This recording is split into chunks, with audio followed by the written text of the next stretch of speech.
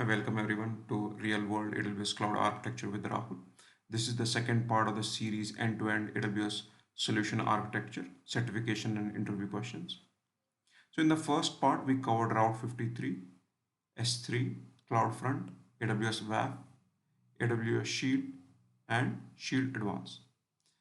Now, once we have the requests that are being routed from CloudFront, which is mainly dynamic content, it will go to an elastic load balancer, or it can also go to an API gateway. Now in this diagram here, I have just assumed that it's going to be an application load balancer. So what does an application load balancer does? It routes request in a multi-AZ scenario. It's a regional service, and if there is an AZ failure, then you still have the traffic being routed to the other AZ. And you can also enable cross-zone load balancing, which makes sure that requests are routed to all the instances in different availability zones. The other thing it can also do is it can do the SSL termination, which helps in keeping the EC2 instance alive, because the termination is going to happen at the ALB level. It also enables session stickiness, so that every time if the request goes to a different EC2 instance, the user does not have to log in again. And then finally, you can also do some kind of traffic management through the security groups. Now, in the Elastic Load Balancer, you also have the option of using the Network Load Balancer. So Network Load Balancer you use mostly for layer 3 and layer 4. So the use case for NLB would be if you need high performance, such as gaming or voice calls. That's where you will use NLB. Then there could be also be some scenarios where you need to whitelist IPs, because NLB provides you with two fixed IPs in two different AZs.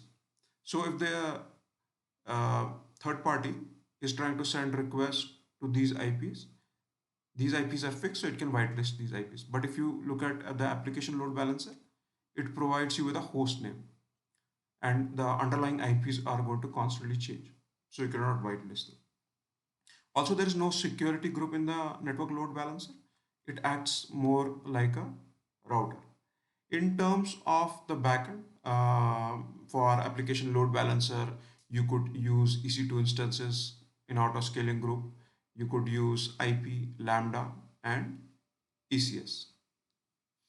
Okay. Now, other than the elastic load balancer, you could also use an API gateway in this scenario. So API gateway we use in scenarios where you have microservices. So if the keyword is microservices, then you're going to probably use an API gateway. Also, API gateway integrates with multiple AWS services, not just the ones which I mentioned for ALB. It also integrates with services like SNS, SQS, the Kinesis set of services. Also, if you want to do some kind of a rate limiting, where you want particular clients to be able to make only X number of requests within a period of 5 minutes, you can do that with API gateway. Okay. Now let's move on to the compute services. So in the compute services, what you have is you can have multiple keywords. So you could have like event-based, intermittent, long-running, scale fast, microservices. So if you hear these keywords, then you can have and identify which is the right AWS service for it. So on the compute side, you have mainly three key services. So you have the EC2 with autoscaling, then you have the Lambda, and you have the ECS containers. So If the first thing you hear is microservices, fast scale up, then it is probably going to be ECS containers. The reason being is that microservices run best in containers. And if you also need to be able to scale really fast, then you have to use containers, because containers in themselves do not have any OS to boot, so they're much faster than, say, virtual machines. Then in the ECS, you have two options. You have ECS EC2 and the Fargate. So Fargate is the serverless. And if you are integrating with an ELB, one thing you have to remember is that in the Fargate, it is routed based on an IP. But in the ECS, there is going to be a dynamic port mapping when you are routing through the ELB. So you can see the options here. You have the EC2 instance with auto scaling group, then you have Lambda and ECS Fargate. Now let's understand when we are going to use Lambda. So Lambda is mainly used, it's a serverless, and it is used mainly when you are looking at an event-driven architecture or when the demand is unpredictable. The reason being, say you have you need to compute only after, say, every 3 hours or every 2 hours, or you get thousands of records for half an hour and then you don't get any requests. So in that case, you don't need to keep the server on. Lambda allows you to do that. So only based on number of times it's invoked and the duration, you will be billed. And also, if you don't know the demand, you don't want to provision more or less, so you use Lambda.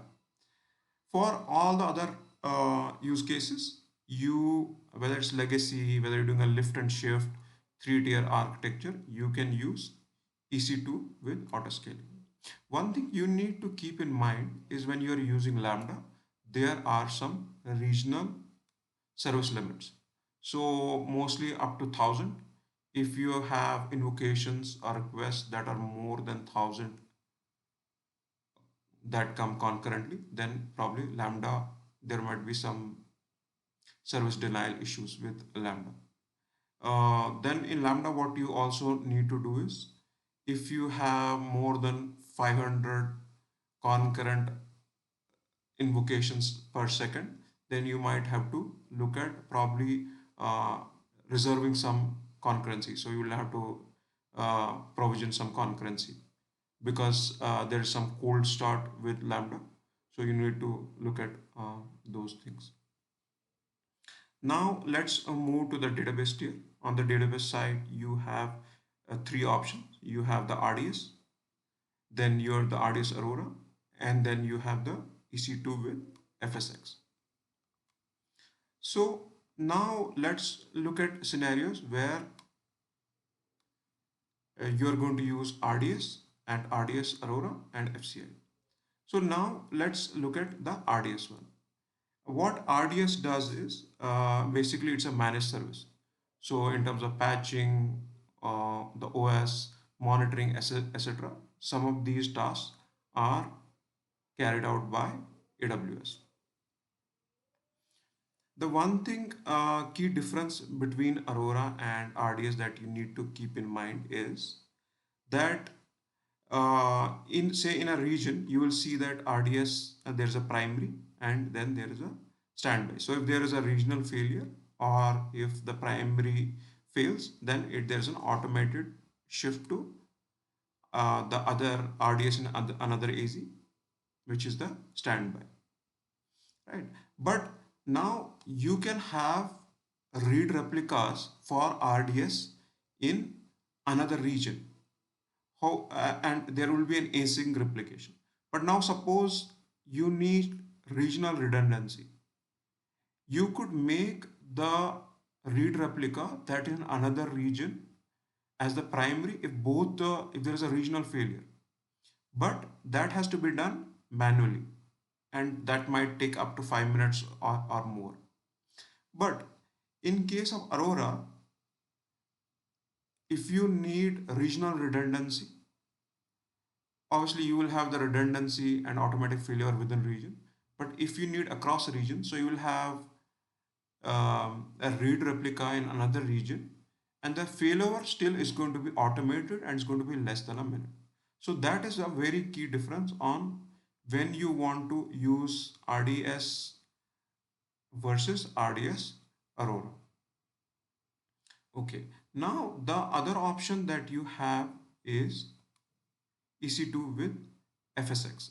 So there might be some scenarios because you're not going to get OS level access to RDS, or if you have some link servers to Oracle, etc., then you might be better off using EC2 with FSX. So you will have a cluster with two EC nodes, and then you can mount FSX on that, and then you can say you want to install SQL Server. So you can do that with EC2 FSX. It's usually called as FCA cluster or always on availability group. So those are the options you have from the database perspective. Then there are a couple of quick concepts. One is read replica. So if you have a lot of read queries, what you can do is you can have multiple read replicas for RDS or Aurora. And then the other option that you have is you can also use um, Elastic Cache for read request. And you have two options. Either you can use write through, as you can see here, or you can do lazy loading. Finally, one other thing that you can do is if you don't use an ALB and you want to maintain session stickiness, you could actually use DynamoDB for session stickiness. I think that's about it for part two. I'll see you in part three. Thank you very much.